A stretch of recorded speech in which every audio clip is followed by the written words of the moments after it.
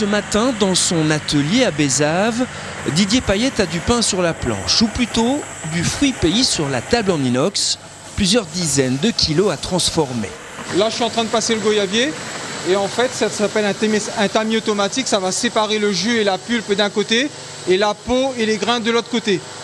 Et donc, on le repasse 2 fois pour justement avoir un jus homogène en fait. Sur 100 kg, à peu près 10% de déchets.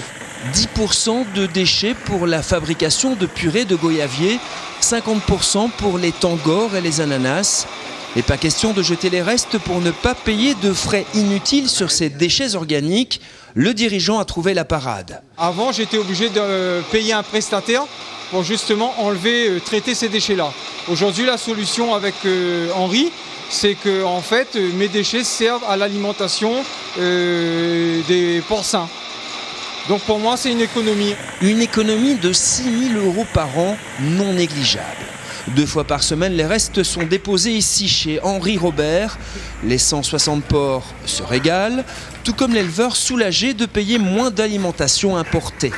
Nous, on subit hausse après hausse du prix de l'aliment. Donc le fait de mettre du porc sur paille, ça répond aux normes environnementales, au bien-être animal. Et aussi le fait d'intégrer du végétal dedans, ça permet de faire de l'encombrement de la panse et de diminuer un peu les quantités d'aliments en fin d'engraissement.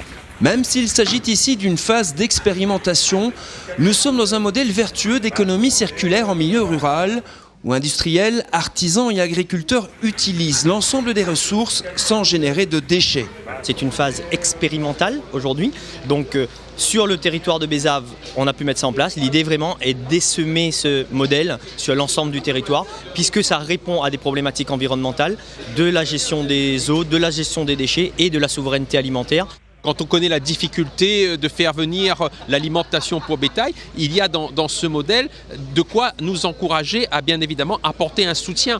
Et lorsque l'agriculteur, l'éleveur sortira un produit normé de son exploitation, on pourra alors effectivement multiplier ce modèle entre groupements d'agriculteurs. En cas d'échec, les déchets organiques seront assimilés au paillage et transformés en compost. Mais tous espèrent que l'expérimentation portera ses fruits.